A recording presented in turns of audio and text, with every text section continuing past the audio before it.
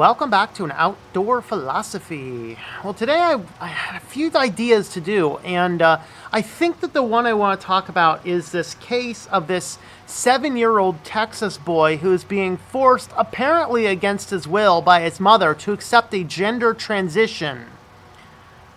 Wow. Just let that sink in for a moment.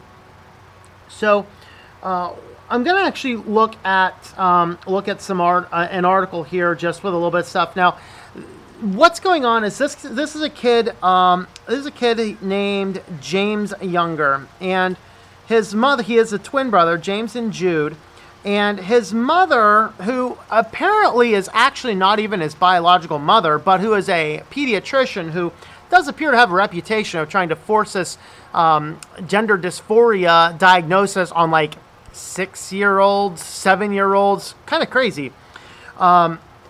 So what's kind of going on, and this is going on in Texas, where this boy apparently everywhere except his mother's house behaves like a pure boy, very much like his twin brother. But just and only when he is with his mother does he come out as being trans. And for a 7-year-old, it's hard to imagine if a 7-year-old even knows what that is. Having worked with a lot of kids, children just aren't in that thing, you know? I mean, a boy realizes they're a boy, a girl realizes they're a girl, and there's really no difference between them. But what I want to mention here about this is we as a society need to slow down a little bit. We're jumping on to kind of craziness and then causing radical changes in young children for apparently seemingly weird reasons. So where all this came from is this pediatrician who is over interested in diagnosing children as gender dysphoric, apparently, made this observation when James wanted to play with a girl's toy from McDonald's. Now, we're going to stop and think about this for a moment, because this is one of these factors of gender dysphoria. Do you really like all of the, do you like who you are? Do you feel like you're in the right body or not? And the problem is you can be coached one way or the other. Now, the father released this video of this kid that also I look at going, I don't know. But you also have to understand he's trying to gain some basic evidence. There was a neighbor who knows the family well who was not allowed to testify in this court, but a jury ruling came down and said that the father is not allowed to intervene with this transition. All he's basically saying is, wait till the kid is older. Now, I'm not going to sit here and say if you're over 18, or I would probably say, hey, let's make it over the drinking age, over 21. You want to cause radical changes in your body because you believe you were born in the wrong body. I'm okay with that. That's okay. We're going to completely disagree, but that's okay. You have the full right to do that. But the problem is when we have a child involved, and we're talking about gender and sexuality with a child who overwhelmingly doesn't understand and comprehend these things, we are raising some serious red flags in society.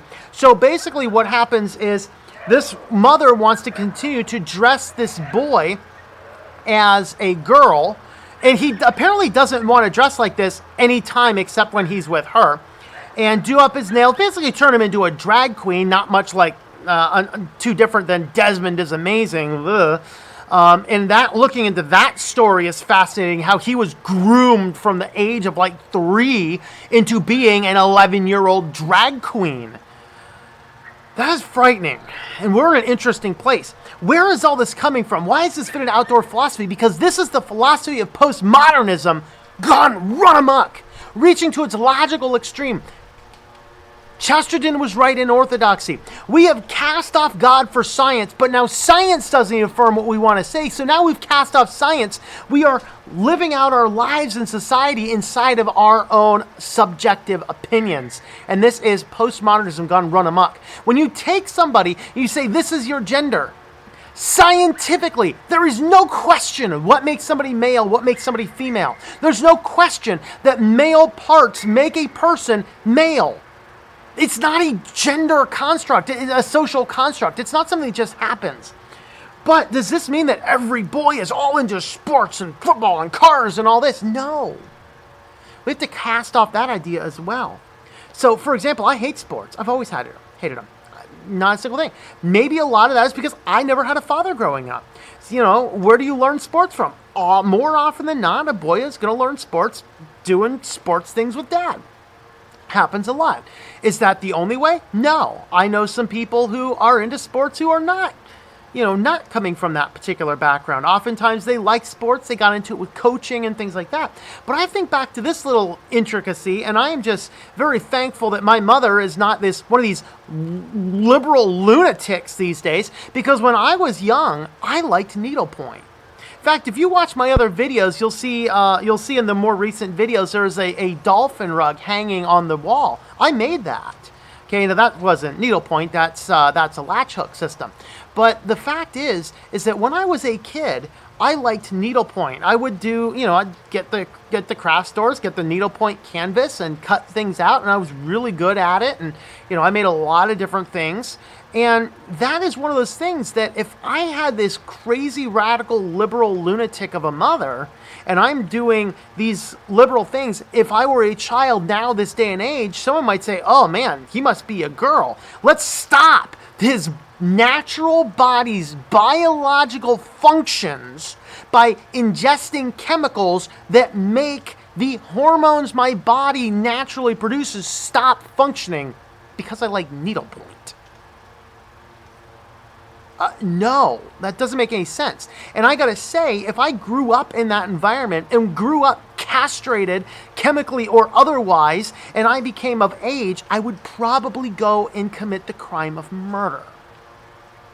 And what we start to see is there's a case, in fact, like this. And this was 2 twin boys up in Canada.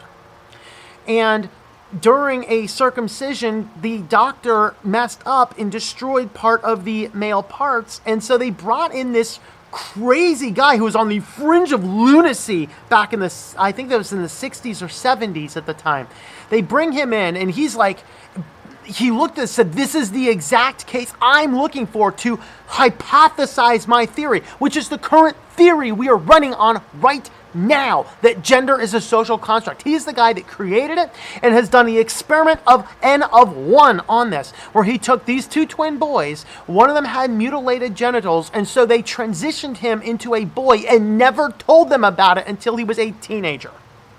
And they raised the one as a girl, and they raised the other as a boy. And he hated his life. He always felt like he was a boy, even though they were raising him as a girl. Social construct. Everything was girl. But he wasn't a girl. His body was trying to take over what he was. Eventually, then they had him on these hormones to turn him basically into a woman. So eventually he's like, no, I'm a man and I'm going to do this. So he actually had to go through medical procedures to remove the parts that the chemicals they fed his body added to him. And he came out and he talked about all this kind of stuff. It ended up, the end of the story, before I think they were 30, I think around 20-ish, both him and his brother committed suicide. That is the legacy of the doctor who had an experiment N of 1 that we are basing all of our hardcore science about, that gender is just a construct. And now we have cases in our modern day where the court is siding with a crazy mother who's not even biologically related to this child, trying to force this child to be a different gender, and the courts are saying, you may not interfere. And that is a problem. This is postmodernism run to its end point logical conclusion. It is insanity. The foxes are ruling the hen house. The lunatics are ruling the asylum. We have this en masse craziness because we want to deny what we are on the absolute scientific, objective reality. Here's a thought. Leave this 7 here. You know what? I have a neutral solution. If anyone has any pull, here's a neutral solution for this child. Take the child out of both parents' custody. Hear me out. Hear me out. Hear me out. Put him in a foster home, not related to any family, for 6 months. Give this person a suitcase which has some boys' clothes and some girls' clothes, some boys' toys and some girls' toys, with foster parents who are in no way knowledgeable about the situation. After 6 months, move them to a different state. Have some psychiatrists, psychologists, and these foster parents testify. Does this kid really think he's a girl? Does his kid really think he's a boy? I will bet you anything. At the end of that 6-month experiment, everybody would confirm this is a boy. That's how crazy of a society we're in right now. And I don't really have a lot of other solutions than we need to hold tight. We need to stand firm, if not on our faith, man, stand firm on our science. Postmodernism is not where it's at. Those are my thoughts. What are your thoughts on all this mess? Let me know in the comments down below.